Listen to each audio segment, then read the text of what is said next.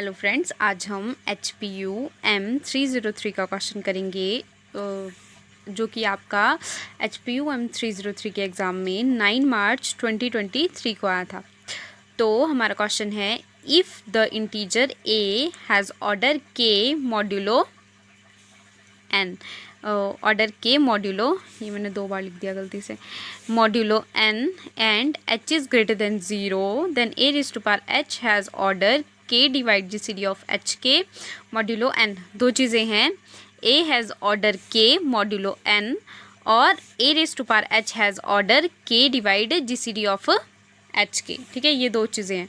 तो सबसे पहले तो GCD बहुत बड़ा है ना, तो पहले हम इसको छोटा कर लेते हैं। तो हम लिखेंगे let d is equal to GCD of h k। अब d जो है वो GCD ऑफ h k है, इसका मतलब है कि d जो है वो आपका h को भी डिवाइड कर रहा है और d जो है वो आपका k को भी डिवाइड कर रहा है। अब h इज़ इक्वल टू क्या आ जाएगा, h1d आ जाएगा और k इज़ इक्वल टू क्या आ जाएगा, k1d आ जाएगा। ठीक है, अब क्योंकि जो आपका जो ये h1 है और जो k1 है, इन दोनों का GCD क्या आ जाएगा आपके पास, 1 आ जाएगा। ठीक है, मतलब ये दोनों कॉमन नहीं है, हो गया। अब एक चीज़ ये है ना, और एक चीज़ आप रफ में भी कर लेना कि k जो है वो डिवाइड कर रहा है d को, है ना।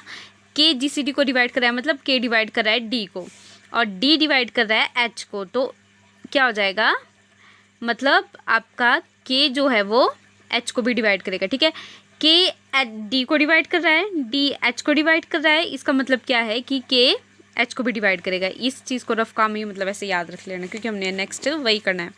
ये हो गया। अब हम क्या ले लेंगे, let for a raise to power h has exponent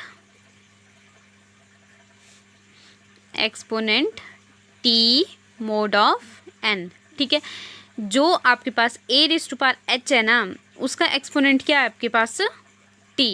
a raise to power h का एक्सपोनेंट क्या आपके पास, t, ये आप मान लो, is congruent to 1 mod of n।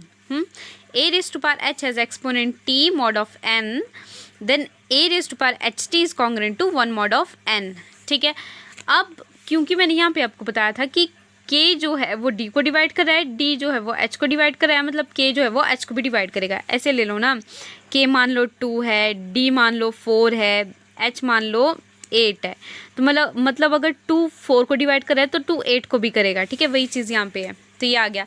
तो अब इसका मतलब क्या है कि आपका जो k है वो किसको डिवाइड करेगा, आपका ht को डिवाइड करेगा। ठीक है, अब हम यहाँ पे जो है वो k और h की वैल्यू पुट कर देते हैं, जो हमने यहाँ पे लिखी थी, k1d और h1d। तो कितना आ जाएगा, k1d डिवाइड h1d, और यहाँ पे क्या आ जाएगा, t, और d से d क्या हो जाएगा, कैंसिल। देन k1 किसको डिवाइड करेगा, h1 को और t को भी। ठीक है, ये हो गया। अब k जो है ना, k जो है वो h को डिवाइड कर रहा है, मतलब k जो है वो आपका t को भी डिवाइड करेगा। वो कैसे, क्योंकि k1 और h1 इन दोनों का GCD क्या है, 1 है, मतलब कॉमन डिवाइज़र कुछ भी नहीं है। क्योंकि अगर ये 2 है ना, तो ये कितना हो जाएगा, 3 हो जाए। मतलब अगर ये 2 k1 2 होगा ना आपके पास, तो ये कितना होगा, 3 या 5 या 7। ठीक है, मतलब दोनों का GCD जो है वो 1 है, मतलब कुछ भी कॉमन नहीं है इन दोनों के बीच में, कोई भी मतलब सेम नंबर से ये डिवाइड होते ही नहीं है। वही चीज़ यहाँ पे है, तो ये तो इसको डिवाइड तो नहीं करेगा, तो इसको करना पड़ेगा, तभी होगा ना। मतलब अगर 2 जो है वो डिवाइड करा है आपका 4 × 5 को, तो अब 5 को तो ये डिवाइड कर नहीं सकता है, तो ये इसको डिवाइड करेगा, तभी वो 20 मतलब 20 को वो तभी डिवाइड कर सकता है जब दोनों में से किसी एक को वो डिवाइड कर सके। ठीक है, तो इसको तो ये डिवाइड नहीं करेगा, तो इसको करना पड़ेगा इसको। ठीक है, तो वही चीज़ यहाँ पे है कि अगर ये h1 को डिवाइड नहीं करेगा तो इसको t को तो डिवाइड करना ही पड़ेगा। ठीक है, तो इसका मतलब क्या हो गया कि k1 जो है वो आपका t को डिवाइड करेगा। अब k1 की वैल्यू कितनी है, k/d। अब ये कैसे आया, k/d, तो क्या था हमारे पास अभी,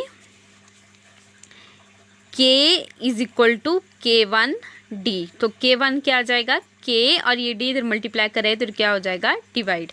तो k1 क्या आ जाएगा आपके पास, k/d डी, और ये डिवाइड करेगा आपका टी को, ठीक है।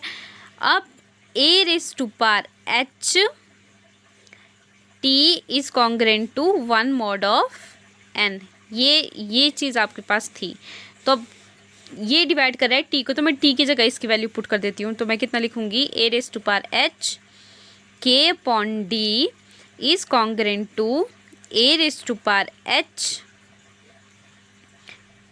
के 1, सॉरी इधर इक्वल टू आएगा, ठीक है।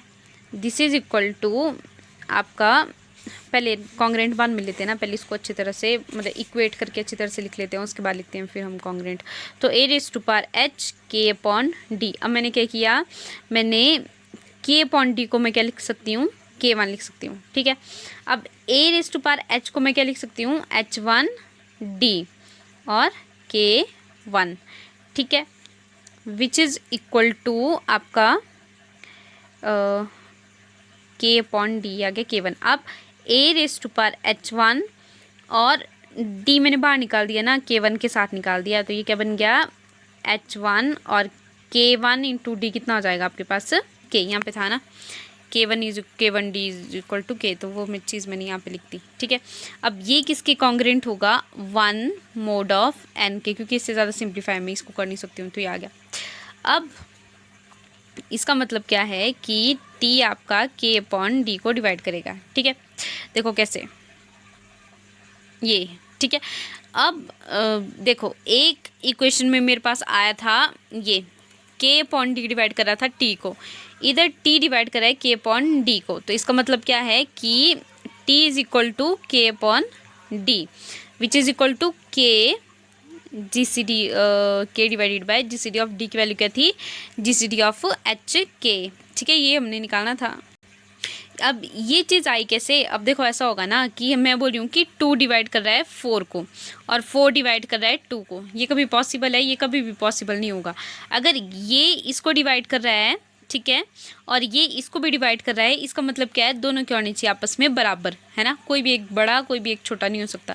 तो यही मतलब हुआ ना कि इधर भी 2 होगा इधर भी 2 होगा, तभी ये इसको डिवाइड करेगा और ये इसको डिवाइड करेगा, अदरवाइज नहीं करेगा। तो यही चीज़ है, T is equal to K upon, इसीलिए T जो है वो K अपॉन डी के इक्वल आया और इसकी वैल्यू हमने पुट कर दी और ये हमने निकालना था। Thank you.